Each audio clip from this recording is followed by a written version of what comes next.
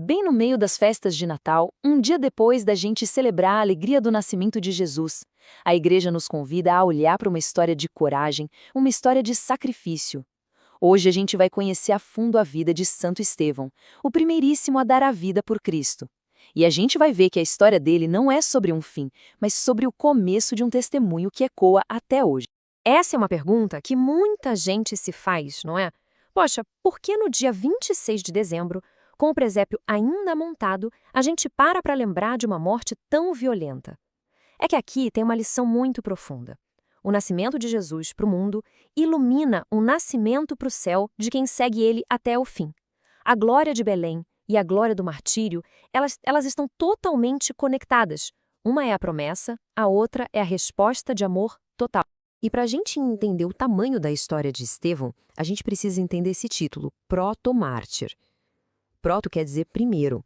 Então ele não foi só mais um mártir, ele foi o pioneiro, o cara que abriu o caminho, sabe?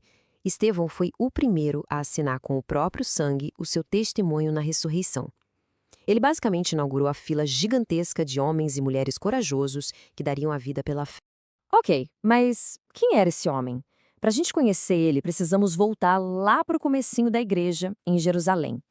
Imagina a cena, um tempo de muito fervor, de crescimento explosivo. A chama de Pentecostes ainda estava queimando forte.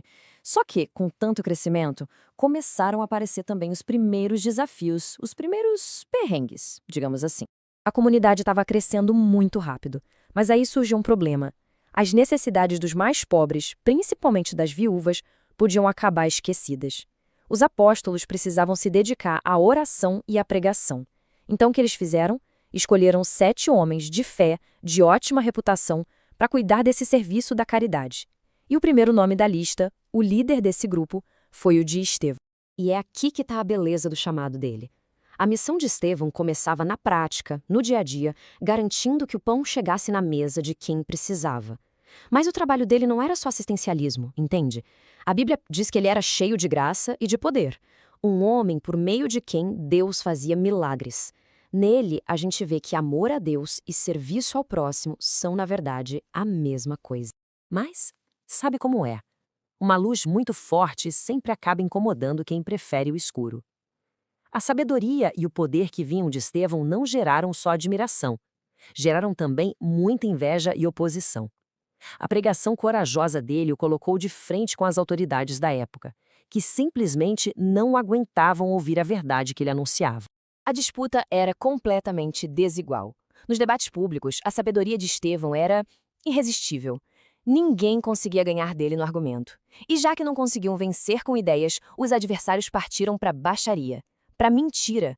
Eles pagaram falsas testemunhas para acusá-lo da pior coisa possível naquela época: blasfêmia.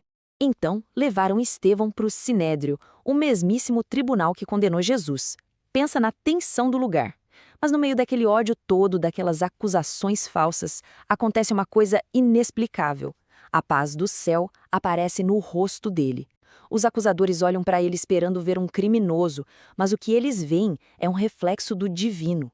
O rosto dele brilhava como o de um anjo. Diante dos juízes, Estevão nem tenta se defender. Pelo contrário, ele vira o jogo.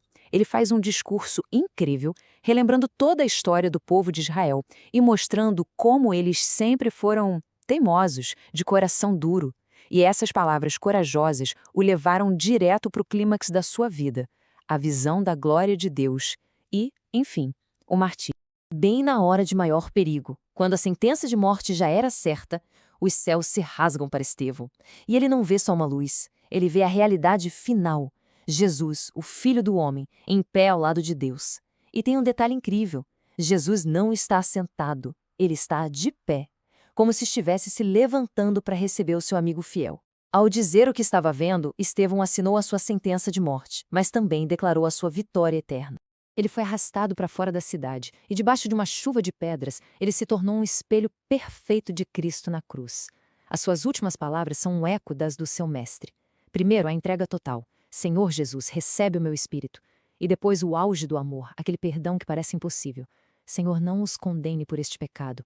Meu Deus, que força, que fé. Mas a história de um mártir nunca acaba na morte. O sangue derramado vira semente.